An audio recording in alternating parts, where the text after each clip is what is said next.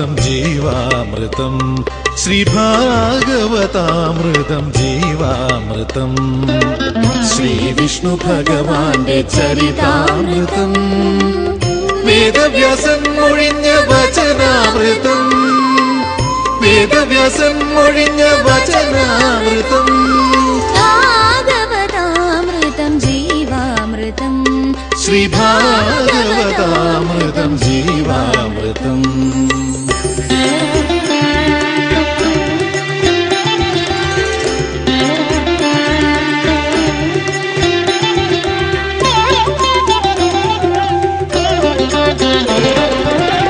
നാരായണ നമ നാരായണ ഹരി നാമം പരബ്രഹ്മജ്ഞാനാമൃതം നാരായണ നമ നാരായണ ഹരി നാമം പരബ്രഹ്മജ്ഞാനാമൃതം ഹരിനാമ സങ്കീർത്തനം പാടി ലോകത്തിൽ ഹരിയുടെ കരുണ കഥ പറയാം വൈഷ്ണവ വൈഭവ കഥ പറയാം ശ്രീകൃഷ്ണ കൃപാവര കഥ പറയാം വൈഷ്ണവ വൈഭവ കഥ പറയാം ശ്രീകൃഷ്ണ കൃപാവര കഥ പറയാം ഭാഗവതാമൃതം ജീവാമൃതം ശ്രീഭാഗവതാമൃതം ജീവാമൃതം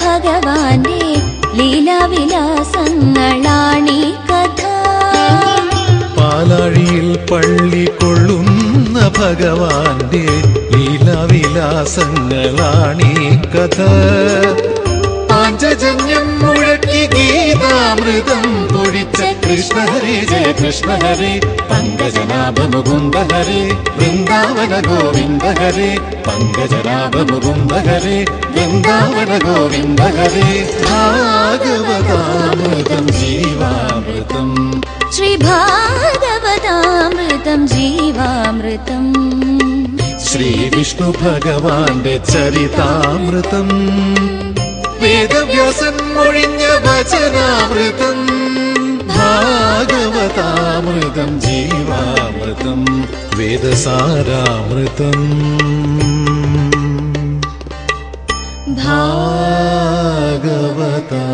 ഭാഗവതാമൃതം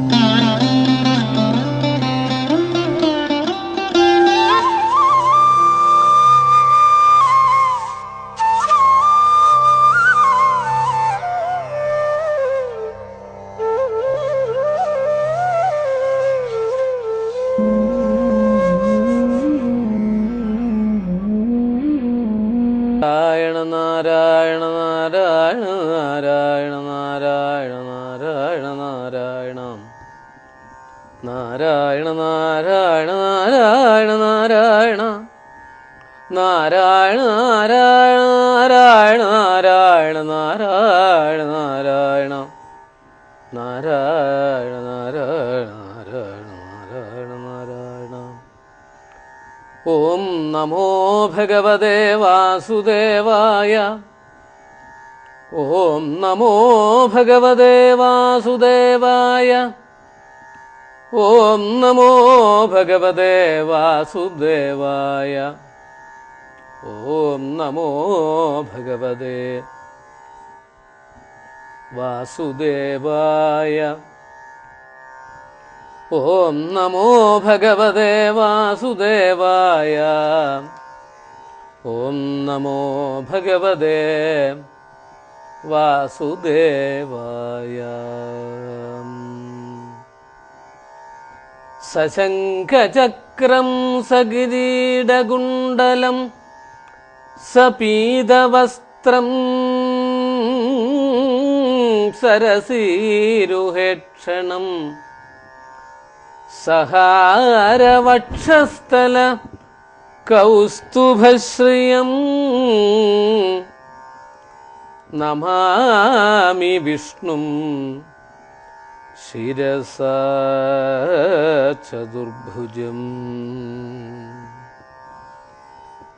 യസ്യ സ്മരണമാത്രേണ ജന്മസംസാരബന്ധനാൽ വിമുച്യതേ നമസ്തസ്മൈ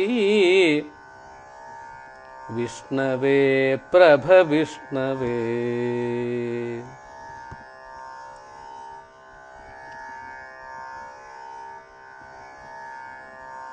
ഓം വിശ്വം വിഷ്ണുർവഷട്കാരോ ഭൂതഭവ്യഭവൽപ്രഭു ഭൂതഭൃദ്ഭാവോ ഭൂതാത്മാ ഭൂതഭാവന ഭൂതാത്മാ പരമാത്മാ ച മുക്താനാം പരമാഗതി അവ്യയപുരുഷഃ സാക്ഷി ക്ഷേത്രജ്ഞോക്ഷര ഏവ ച യോഗോ യോഗവിദാം നേതാ പ്രധാനപുരുഷേശ്വര നാരസിംഹവപു ശ്രീമൻ കേശവ പുരുഷോത്തമ സർവശിവസ്ഥാണുർ ഭൂതാതിർനിധിരവ്യയ സംഭവോ ഭാവനോ ഭർത്ത പ്രഭവ പ്രഭുരീശ്വര. ഹരേ രാമ ഹരേ രാമ രാമ രാമ ഹരേ ഹരേ ഹരേ കൃഷ്ണ കൃഷ്ണ കൃഷ്ണ ഹരേ ഹരേ. ഹരേ രാമ രാമ രാമ ഹരേ ഹരേ ഹരേ കൃഷ്ണ കൃഷ്ണ കൃഷ്ണ ഹരേ ഹരേ. ഹരേ രാമ രാമ രാമ ഹരേ ഹരേ ഹരേ കൃഷ്ണ കൃഷ്ണ കൃഷ്ണ ഹരേ ഹരേ. സമയേ ഖലു തത്ര കർദമഖ്യോ ദ്രുഹിണച്ഛായ ഭവസ്തദീയ വാചാ ധൃതസർഗരസോ നിസർഗരമ്യം ഭഗവൻ ത്വാം അയുതം സമാസിഷേവേ.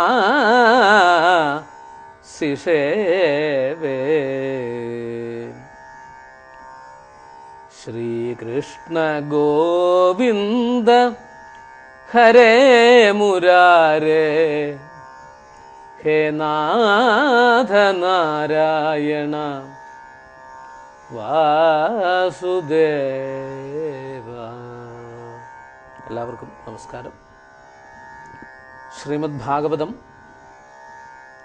1-ാം സ്കന്ധത്തിലെ 3-ാം അധ്യായം 19-ാം ശ്ലോകത്തിലാണ്. പഞ്ചദശം വാമനകം കൃത്വാഗാധധ്വരം ബലേപദത്രയം യാജമാന പ്രത്യാദിൽ സുസ്ത്രിവിഷ്ടപം.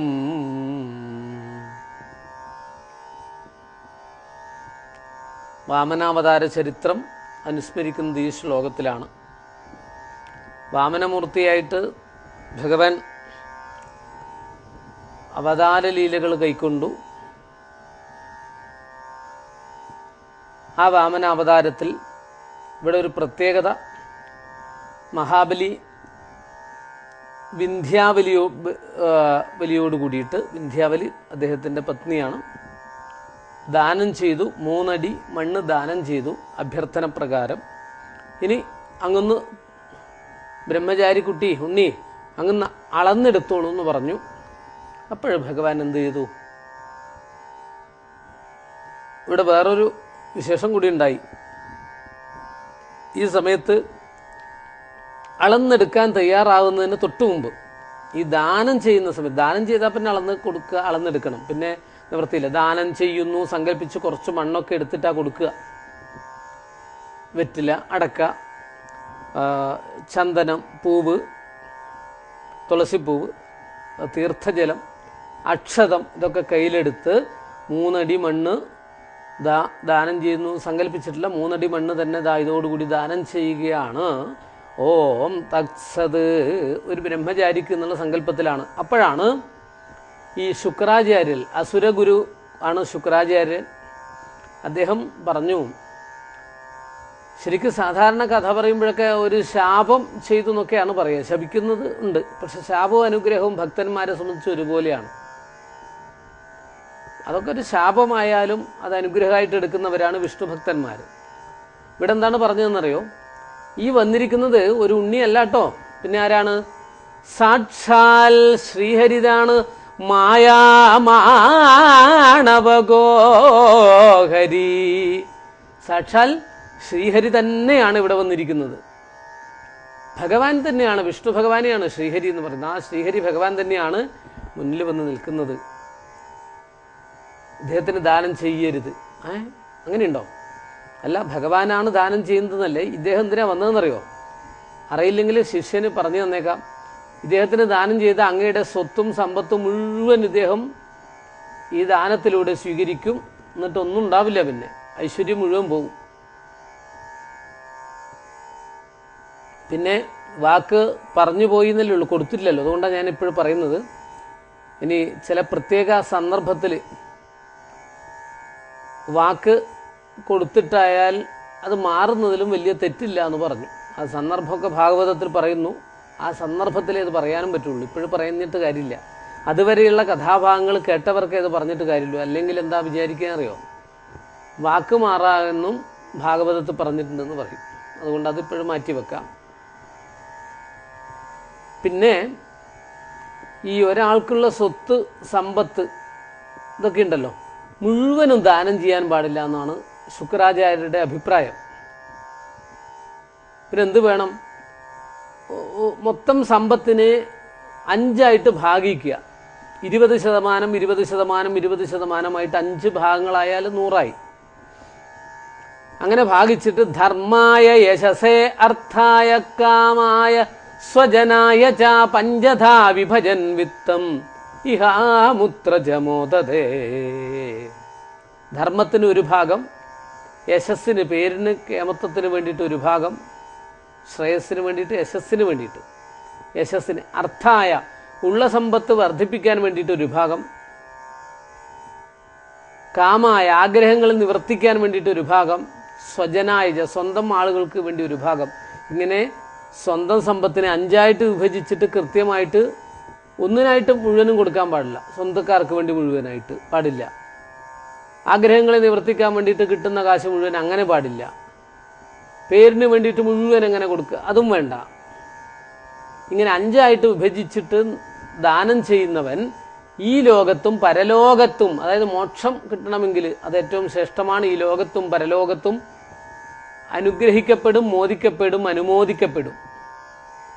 അതുകൊണ്ട് അങ്ങനെ ചെയ്യുകയാണ് വേണ്ടത്. അല്ലാതെ ഇത് ഇപ്പം അങ്ങയുടേത് മുഴുവനും ദാനം ചെയ്യുകയാണ് ഈ 3 അടിയിലൂടെ, അതൊരിക്കലും ശരിയല്ല. എൻ്റെ അഭിപ്രായം ഞാൻ പറഞ്ഞു. ഞാൻ പറഞ്ഞതനുസരിക്കാതെ അങ്ങ് ഇത് ചെയ്താൽ അങ്ങയുടെ ഐശ്വര്യം മുഴുവൻ ഇല്ലാതാകും എന്നൊക്കെ പറഞ്ഞു. അതാണ് ശാപം എന്ന് പറയുന്നത്.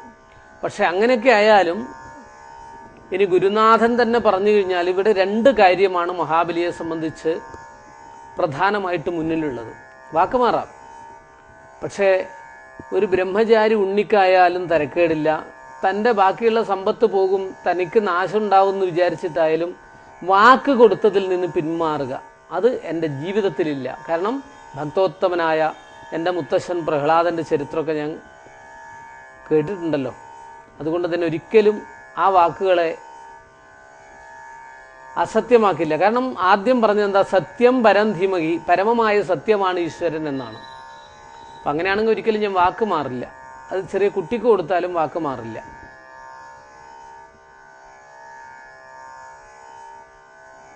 പിന്നെ അതുകൊണ്ട് ഞാനത് ചെയ്യാൻ തീരുമാനിച്ചിരിക്കുന്നു. കാരണം പിന്നെ ഗുരുനാഥന് പറയാം, പക്ഷേ ഈശ്വരനിലേക്ക് മനസ്സെത്തണം, ഈശ്വരന് സമ്പൂർണ്ണ ശരണാഗതി ഉണ്ടാവണം, ഈശ്വരന് വേണ്ടിയിട്ട് സമർപ്പണം ചെയ്യണം എന്നാണ് ഗുരുനാഥൻ എനിക്ക് ഇത്രയും കാലം പറഞ്ഞു തന്നിരിക്കുന്നത്.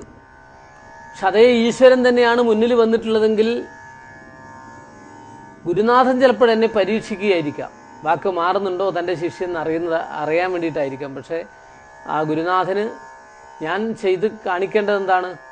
ആ ഗുരുനാഥൻ പഠിപ്പിച്ച സത്യത്തിൽ ഞാൻ ഉറച്ചു നിൽക്കുന്നു എന്ന് ബോധ്യപ്പെടുത്തുകയാണ് എൻ്റെ കർത്തവ്യമെന്ന് ഉറച്ചു വിശ്വസിച്ചു. അതുകൊണ്ട് അങ്ങ് എന്ത് പറഞ്ഞാലും ഞാൻ വാക്ക് മാറില്ല എന്ന് ഗുരുനാഥന് ഉറപ്പ് കൊടുത്തു. വാക്ക് മാറില്ല എന്ന് വിഷ്ണു ഭഗവാനാകുന്ന ഈ ഉണ്ണിക്ക് ഉറപ്പ് കൊടുത്തു. കാരണം അദ്ദേഹത്തിന് സന്തോഷം എന്താണെന്നറിയോ?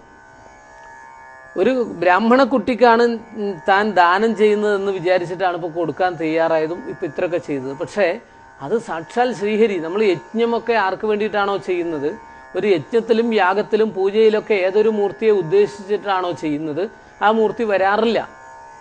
പക്ഷെ ഈ യാഗസ്ഥലത്ത്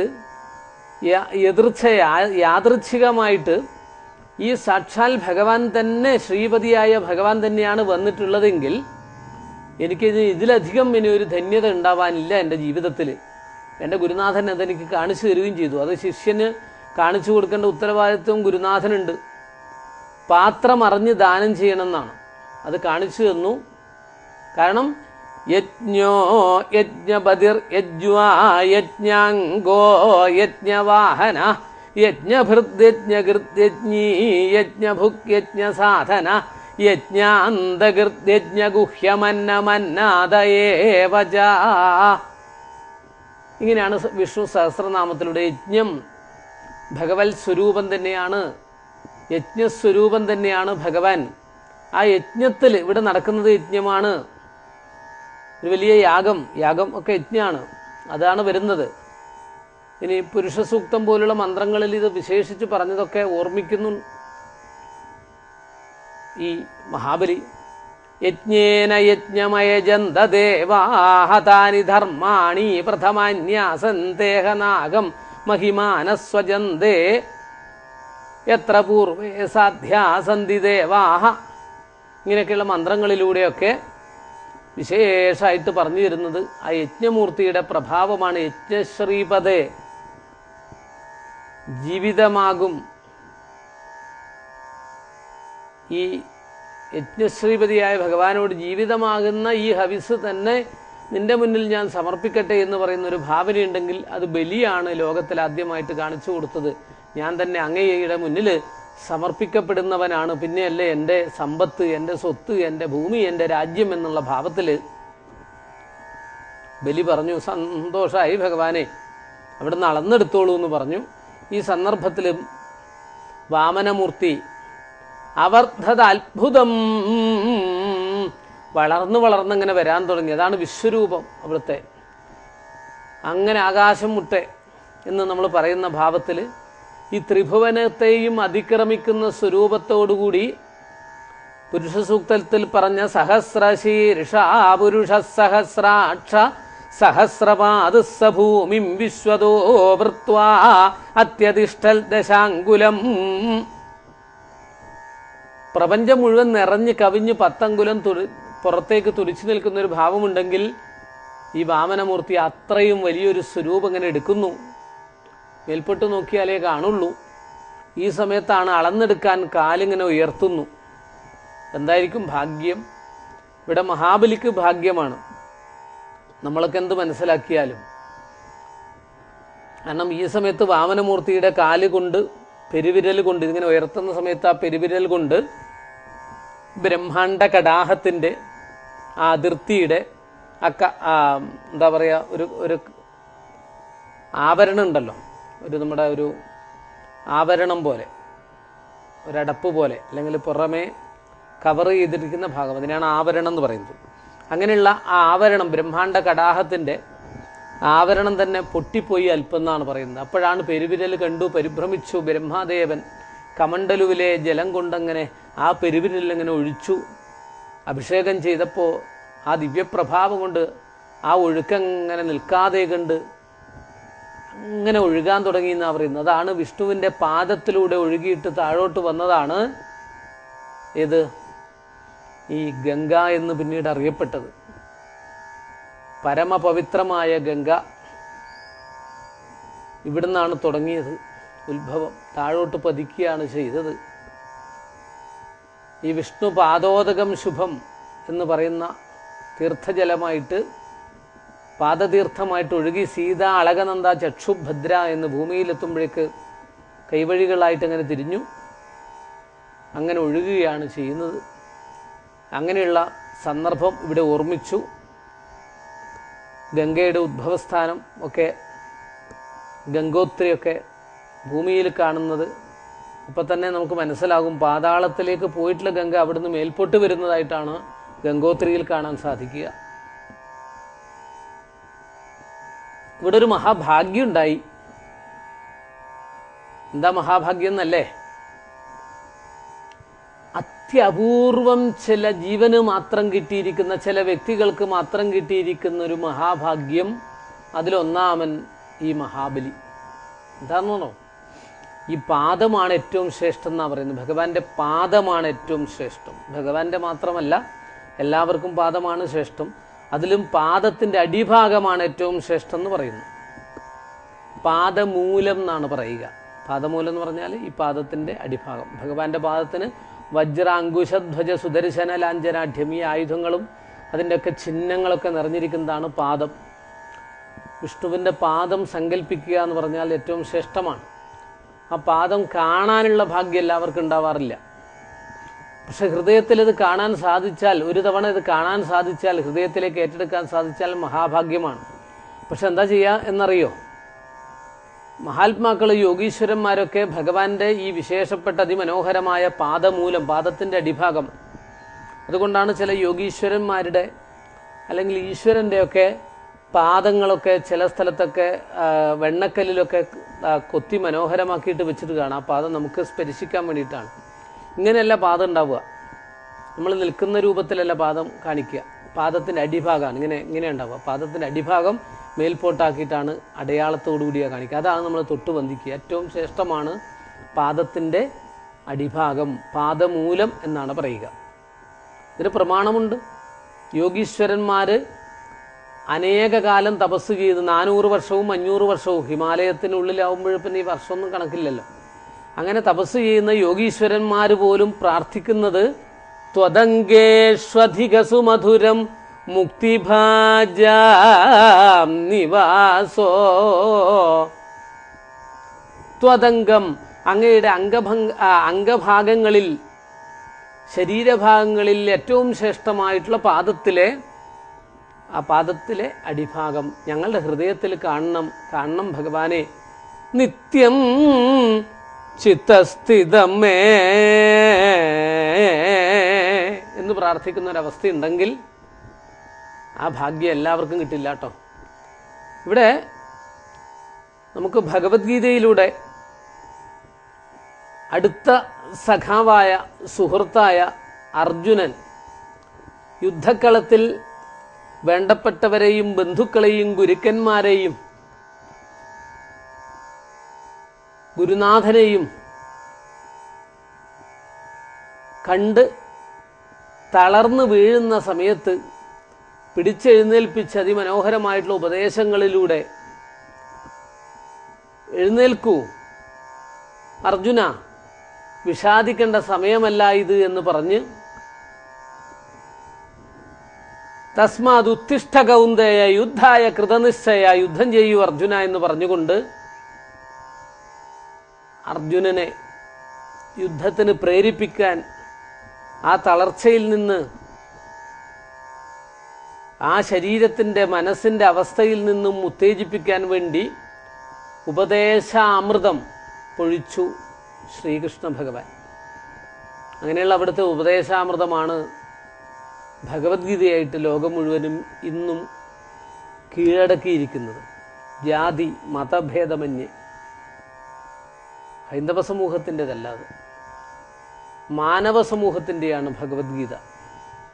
അതും ഭാരതീയ ഋഷീശ്വരന്മാരുടെ മഹത്തായ സംഭാവനയായി പിൽക്കാലത്ത്. ആദിയിലത് ഭഗവാൻ തന്നെ ഉപദേശിച്ച ഭഗവാന്റെ ഉപദേശ അമൃതമാണ്.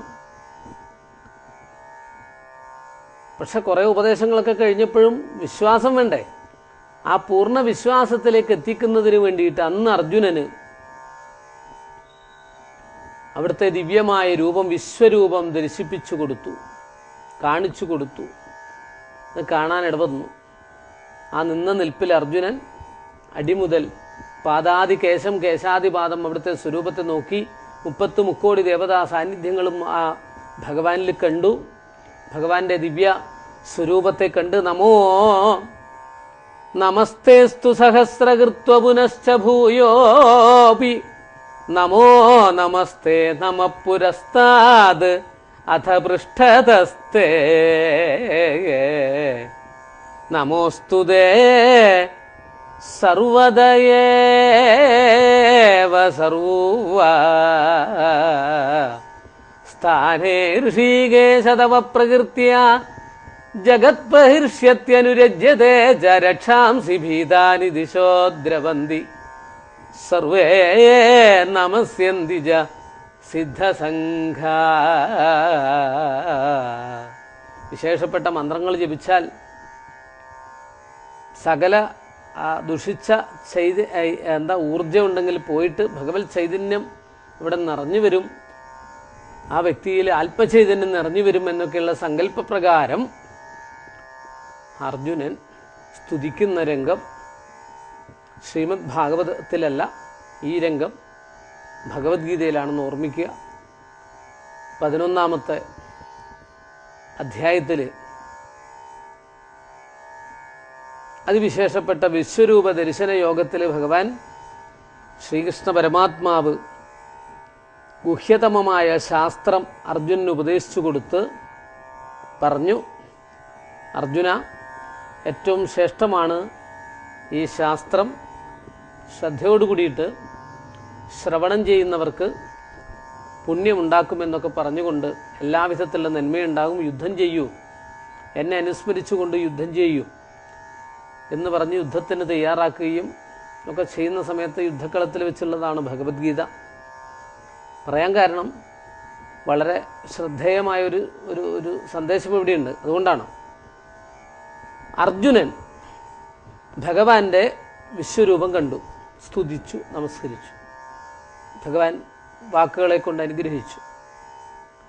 പക്ഷേ അർജുനന് പോലും ഇത് അർജുനന് കിട്ടുന്നത് വാമനാവതാര കാലമൊക്കെ കഴിഞ്ഞ് കുറേ കഴിഞ്ഞിട്ടാണ് കിട്ടുന്നത്.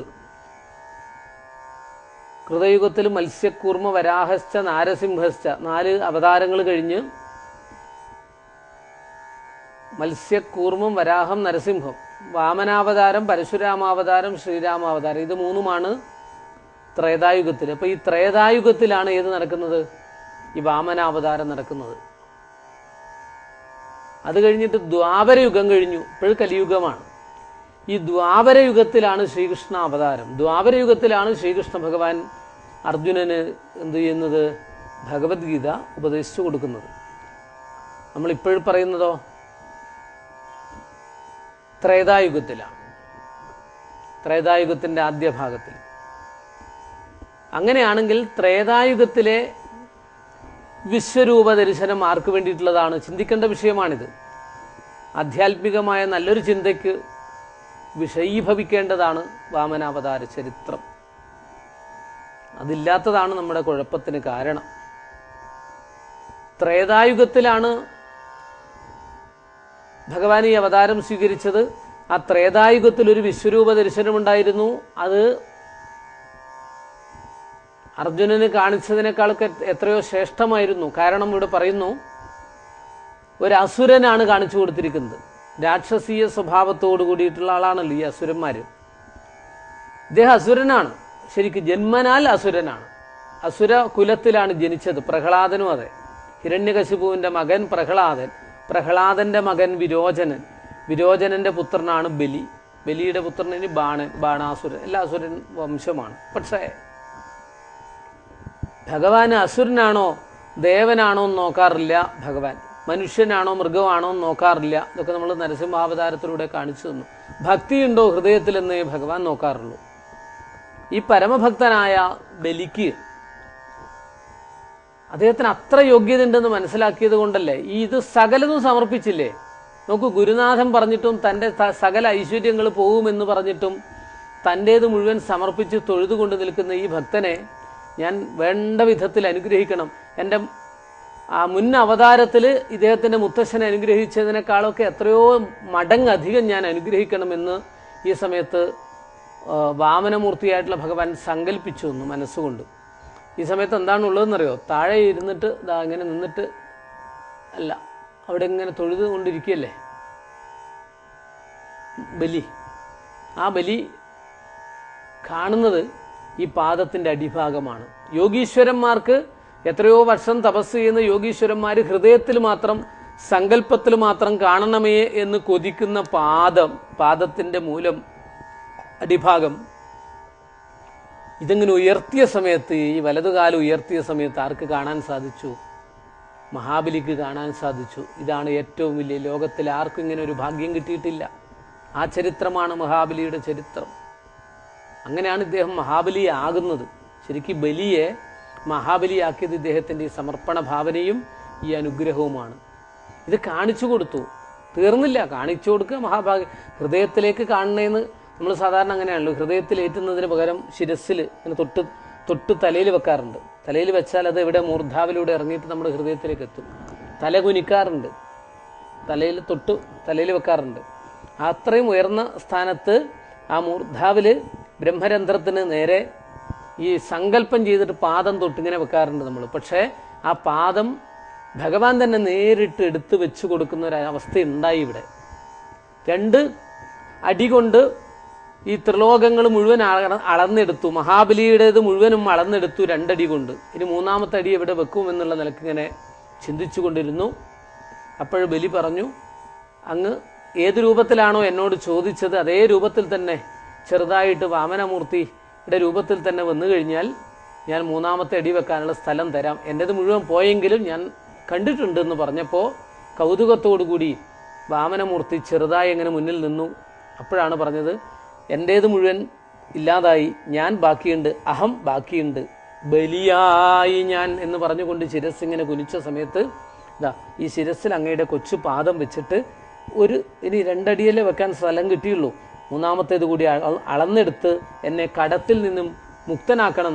കാരണം വാക്ക് പാലിച്ചവനാക്കി തീർക്കണം, അല്ലെങ്കിൽ അനുഗ്രഹം ഉണ്ടാവില്ലോ.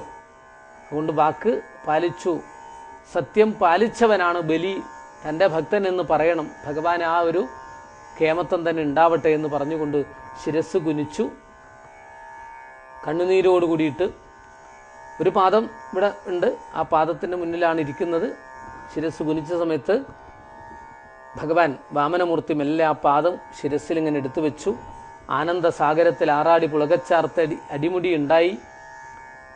പീയൂഷ അപ്ലാവിദോഹം എന്നാണ്. കാരണം പാദം കൊണ്ടുള്ള അനുഗ്രഹം മുത്തശ്ശന് കിട്ടിയത് കൈകൊണ്ടുള്ള അനുഗ്രഹമാണ്. മകൻ്റെ മകനാവുമ്പോഴേക്കും പാദം കൊണ്ടുള്ള അനുഗ്രഹം കിട്ടി. പുളകിത ഗാത്രനായി ബലി കണ്ണുനീരൊലിപ്പിച്ചു മറുപാദത്തിൽ. ആ പാദം ഭഗവാൻ ഇങ്ങോട്ട് എടുത്തു, സന്തുഷ്ടനായി. ആ സമയത്താണ് ബലിയായി ഞാൻ എന്ന് പറയുന്നത്.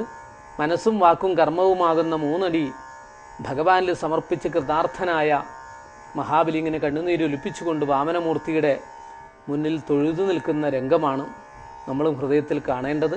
തുടർന്നുള്ള കഥാഭാഗങ്ങൾ നമുക്ക് നാളെ അനുസ്മരിക്കാം.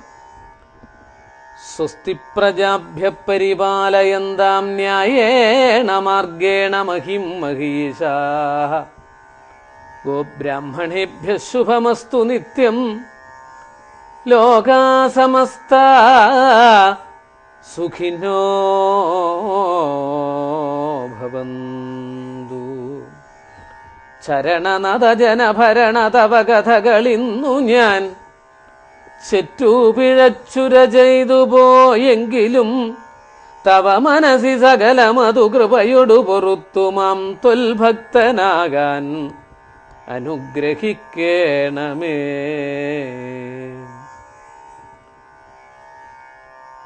കായേന വാചാ മനസേന്ദ്രിയൈർവാ ബുദ്ധ്യാത്മനാ വാ പ്രകൃതേ സ്വഭാവാൽ കരോമി യദ്യൽ സകലം പരസ്മൈ നാരായണായേതി സമർപ്പയാമി. ഹരേ രാമ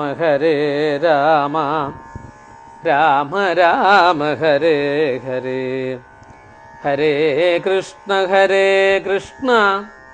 കൃഷ്ണ കൃഷ്ണ ഹരേ ഹരേ, ഹരേ രാമ രാമ രാമ ഹരേ ഹരേ, ഹരേ കൃഷ്ണ കൃഷ്ണ കൃഷ്ണ ഹരേ ഹരേ, ഹരേ രാമ രാമ രാമ ഹരേ ഹരേ, ഹരേ കൃഷ്ണ കൃഷ്ണ കൃഷ്ണ ഹരേ ഹരേ. നമസ്കാരം. ഭാഗവതാമൃതം